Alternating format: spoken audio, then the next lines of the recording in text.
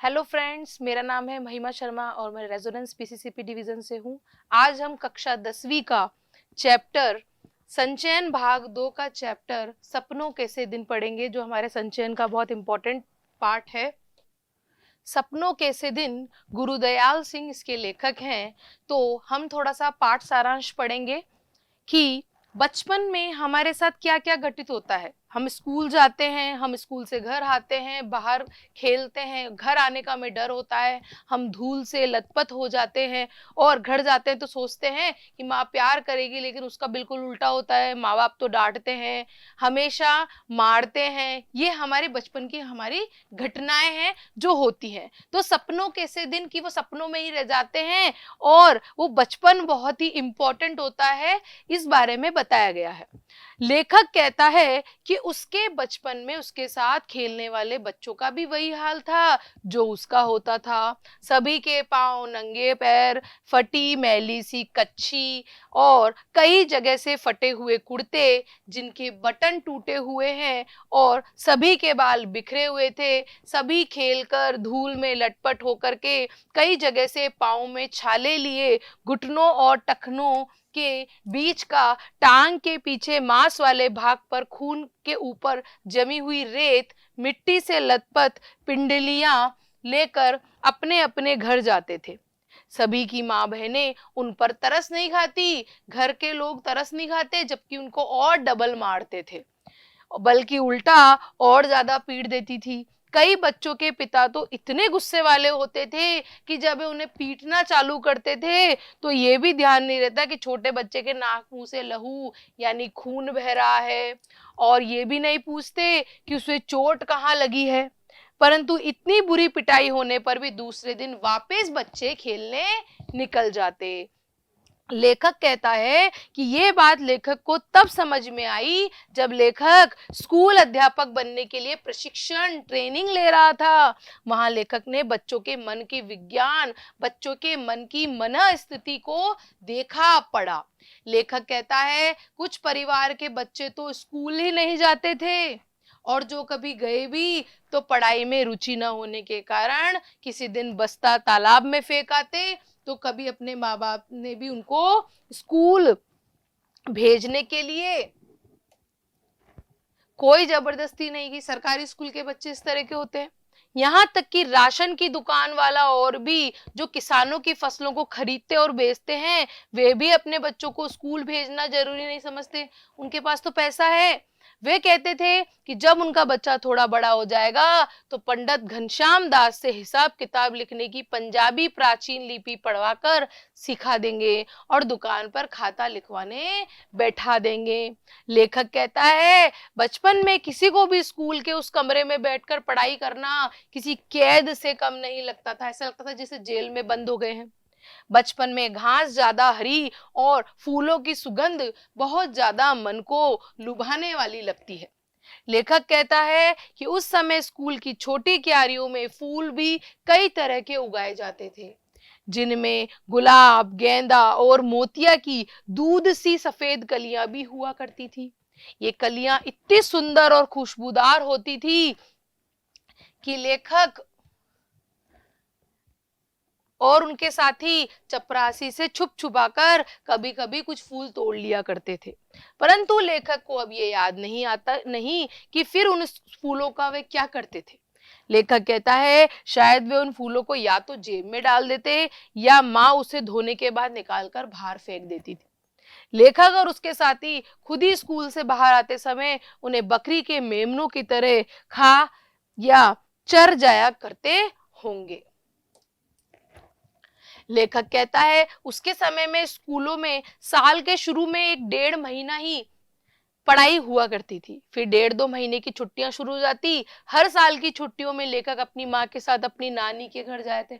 नानी का घर बचपन का एक यादगार पल होते हैं, क्योंकि हर बच्चा नानी के यहाँ जाता था बचपन में और वहां की यादें बटोरता था, वहां का स्नेह बटोरता था।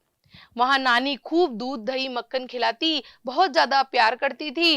दोपहर तक तो लेखक और उनके साथी उस तालाब में नहाते, फिर नानी से जो उनका जी करता वह मांगकर खाने लगते। नानी और दादी सभी की फरमाइशें पूरी करती हैं। स्पेशली नानी का जो व्यवहार है वो बच्चों से बहुत ज्यादा अच्छा होता है और स्नेहपूर्ण होता है। लेखक कहता है जिस साल वह नानी के घर नहीं जा पाता, उस साल लेखक अपने घर से दूर जो तालाब था वहां जाया करता था। जो तालाब लेखक और उसके साथी कपड़े उतार कर पानी में कूद जाते, फिर पानी से निकलकर भागते हुए एक रेतीले टेली पर जाकर रेत के ऊपर लौटने लगते। फिर गीले शरीर को गर्म रेत से खूब लथपथ करके फिर उसी किसी ऊंची जगह जाकर वहां से तालाब में छलांग लगाते। लेखक कहता है कि उसे ये याद नहीं कि वह इस तरह दौड़ना, रेत में लौटना, फिर दौड़कर तालाब में कूद जाने का सिलसिला 5-10 बार करता था या 15-20 बार। लेखक कहता है कि जैसे जैसे उनकी छुट्टियों के दिन खत्म होने लगते तो वे लोग दिन गिनने शुरू कर देते थे। डर के कारण लेखक और उसके साथी खेल कूद के साथ साथ तालाब में नहाना भी भूल जाते। अध्यापकों ने जो काम छुट्टियों में करने के लिए दिया होता उसको कैसे करना है इस बारे में सोचना लगते। काम न किया होने के कारण स्कूल में होने वाली पिटाई का डर अब और ज्यादा बढ़ने लग जाता जब टाइम आता स्कूल जाने का। तो लेखक बताता है कि उसके कितने ही सहपाठी सहपाठी यानी साथ में पढ़ने वाले ऐसे भी होते थे जो छुट्टियों का काम करने के बजाय अध्यापकों की पिटाई अधिक सस्ता सौदा समझते थे कि काम क्या करना है, पिटाई खा लेंगे। ऐसे समय में लेखक और उसके साथी का सबसे बड़ा नेता ओमा हुआ करता था। ओमा की बातें, गालियां और उसकी मार पिटाई का ढंग सभी से बहुत अलग था। वह देखने में भी सभी से बहुत अलग था। उसका मटके के जितना बड़ा सिर था, उसके 4 बालिश यानी 2.5 फुट के छोटे कद के शरीर पर ऐसा लगता था जैसे बिल्ली के बच्चे के माथे पर तरबूज रखा हो। बड़े सिर पर नारियल जैसी आंखों वाला उसका चेहरा बंदरिया के बच्चे जैसा और भी अजीब लगता। जब भी लड़ाई होती तो वह अपने हाथ पांव का प्रयोग नहीं करता, वह अपने सिर से ही लड़ाई कर लेता। लेखक कहता है कि वह जिस स्कूल में पढ़ता था वह स्कूल बहुत छोटा था। उसमें केवल छोटे छोटे 9 कमरे थे जो अंग्रेजी के अक्षर की तरह बने हुए थे। दाईं ओर का पहला कमरा हेडमास्टर श्री मदन मोहन शर्मा जी का था।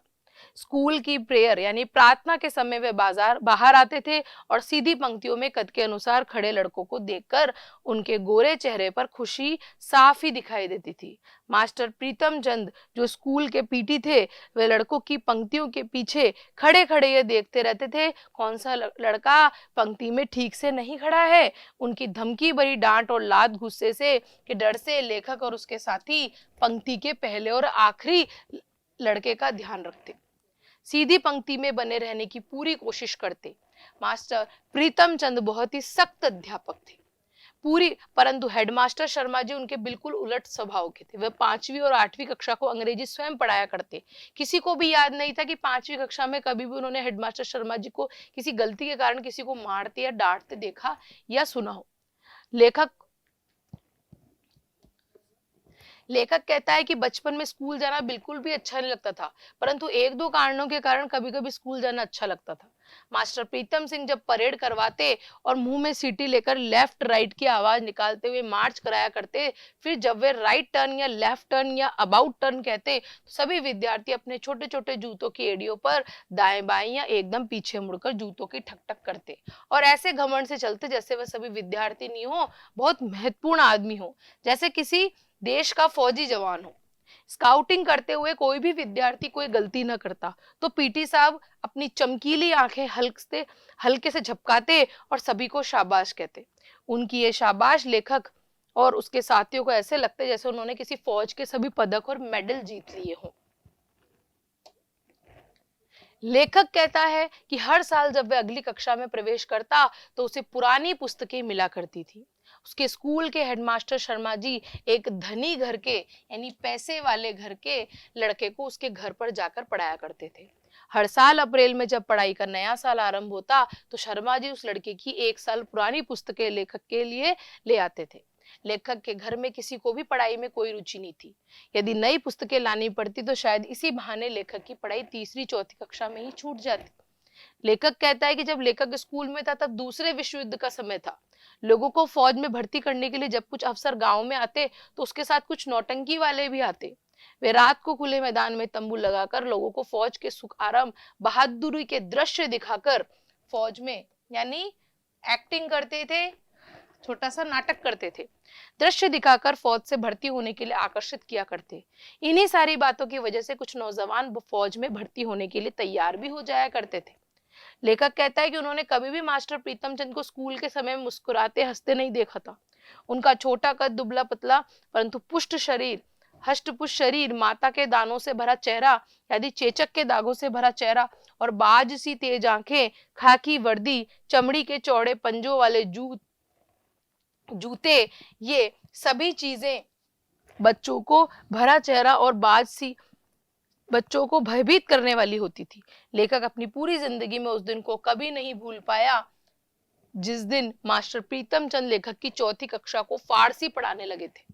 उन्हें पढ़ते हुए एक सप्ताह भी नहीं हुआ कि प्रीतम चंद ने उन्हें एक शब्द रूप याद करने को कहा और आज्ञा दी, कल इसी घंटी में केवल जुबान के द्वारा ही सुनेंगे। दूसरे दिन मास्टर प्रीतम चंद ने बारी बारी सबको सुनाने के लिए कहा तो एक भी लड़का ना सुना पाया। मास्टर जी ने गुस्से में चिल्लाकर सभी विद्यार्थियों को कान पकड़कर पीठ पीछे रखने को कहा।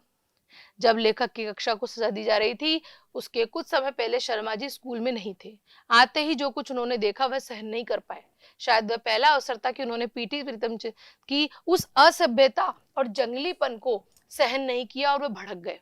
लेखक कहता है कि जिस दिन से हेडमास्टर शर्मा जी ने पीटी प्रीतम चंद को निलंबित किया, उन्हें निकाल दिया, उस दिन के बाद ये पता होते हुए भी कि पीटी प्रीतम चंद को जब तक नाभा से डायरेक्टर बहाल नहीं करेंगे तब तक वह स्कूल में कदम नहीं रख सकते, फिर भी जब भी फारसी की घंटी बजती तो लेखक की और उसकी कक्षा के सभी बच्चों की छाती धक धक करने लगती, लगता जैसे छाती फटने वाली हो डर के मारे। लेखक कहता है कई सप्ताह तक पीटी मास्टर स्कूल नहीं आए। लेखक और उसके साथियों को पता चला कि बाजार में एक दुकान के ऊपर उन्होंने छोटी छोटी खिड़कियों वाला चौबारा यानी वह कमरा जिसमें चारों ओर से खिड़कियां और दरवाजे होते हैं किराए पर ले रखा था। पीटी मास्टर वहीं आराम से रह रहे थे। 7वीं 8वीं के विद्यार्थी लेखक और उनके साथियों को बताया करते थे कि उन्हें निष्कासित होने की थोड़ी सी भी चिंता नहीं थी। जिस तरह वह पहले आराम से पिंजरे में रखे दो तोतों को दिन में कई बार भिगोकर रखे बादामों की गिरियों का छिलका उतार कर खिलाते थे, वे आज भी उसी तरह से रह रहे थे। लेखक और उसके साथियों के लिए चमत्कार ही था कि जो प्रीतम चंद पट्टी या डंडे से मार मार कर विद्यार्थियों को चमड़ी तक उधेड़ देते, वे अपने तोतों से मीठी मीठी बातें कैसे करा करते थे। लेखक स्वयं में सोच रहा था कि क्या तोतों को उनकी आंख की तरह जलती भूरी आंखों से डर नहीं लगता होगा। लेखक और उसके साथियों की समझ में ऐसी बातें तब नहीं आ पाती थी क्योंकि तब वे बहुत ही छोटे हुआ करते थे।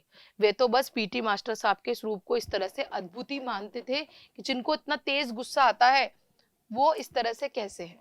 तो ये था पाठ का सारांश, बचपन की यादें जो बचपन में लेखक ने जी। और अभ्यास प्रश्न हम देखेंगे। कुछ प्रश्न है। कोई भी भाषा आपसी व्यवहार में बाधा नहीं बनती। पाठ के किस अंश से सिद्ध होता है? कोई भी भाषा आपसी व्यवहार में बाधा इसलिए नहीं बनती, इस पाठ के अंश से सिद्ध होता है कि आधे से अधिक साथी राजस्थान और हरियाणा से आकर मंडी में व्यापार और दुकानदारी करते थे। जब वे छोटे थे तो उनकी बोली हमें बहुत कम समझ आती थी, इसलिए कुछ शब्द सुनकर हमें हंसी भी आती थी, लेकिन खेलते समय सभी एक दूसरे की बात समझ लेते, तो इससे पता लगता है कि कोई भी भाषा व्यवहार करने में बाधा नहीं होती। ठीक है। सेकंड है, हेडमास्टर शर्मा जी ने पीटी साहब को क्यों मुअत्तल किया, क्यों निकाला? पीटी साहब चौथी कक्षा को फारसी पढ़ाते थे। एक दिन बच्चों के द्वारा दिए गए शब्द रूप वो रट नहीं सके और उन्होंने बच्चों को पीठ ऊंची करके क्रूरतापूर्ण ढंग से मुर्गा बनने को कहा।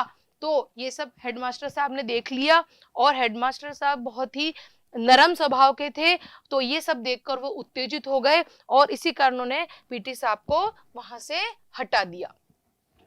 विद्यार्थियों को अनुशासन में रखने के लिए पाठ में अपनाई गई युक्तियों और वर्तमान में स्वीकृत मान्यताओं के संबंध में अपने विचार प्रकट कीजिए। तो विद्यार्थियों को अनुशासन में रखने के लिए उनकी युक्तियां हैं कि पीटी साहब बिल मार मार कर बच्चों की चमड़ी तक उधेड़ देते थे। तीसरी चौथी कक्षाओं के बच्चों से थोड़ा सा भी अनुशासन भंग हो जाता तो उन्हें बहुत ही कठोर सजा देते थे, आंखों से डराते थे। अनुशासन की नींव अच्छे ढंग से बन सके, इसके साथ साथ विद्यार्थियों को प्रोत्साहित और उत्साहित करने के लिए उन्हें शाबाशी भी दिया करते थे। लेकिन वर्तमान में स्वीकृत मान्यता इसके विपरीत है। शिक्षकों को आज विद्यार्थियों को पीटने का अधिकार ही छीन लिया गया है। विद्यार्थी निडर होकर अनुशासनहीनता की ओर जा रहे हैं, क्योंकि आज पहले की बातें, विद्यार्थी शिक्षकों से नहीं डरते हैं। इसके लिए विद्यार्थी और माता पिता दोनों जिम्मेवार हैं, क्योंकि माता पिता भी चाहते हैं कि बच्चों पर आंच न आए। बच्चों में अनुशासन का विकास करने के लिए उन्हें शारीरिक और मानसिक यातना देना उचित नहीं है। उन्हें प्रेम पूर्वक नैतिक मूल्य सिखाए जाने चाहिए, जिनसे उनमें स्वानुशासन का विकास हो सके। तो अपने अंदर अनुशासन की भावना जागृत करने के लिए सभी का विशेष योगदान होता है, और वो अपनी योग्यता हासिल करते हैं इन चीजों को करके। तो बच्चा जो है वो इसी स्वभाव के कारण आगे बढ़ता है। तो उसका आसपास का वातावरण इस तरह का होना चाहिए कि वो सब सीख सके और गलत रास्ते पे न चले। तो आशा करती हूँ आपको ये चैप्टर समझ में आया होगा, सपनों कैसे दिन। तो आज का लेक्चर यहीं खत्म करते हैं। Thank you.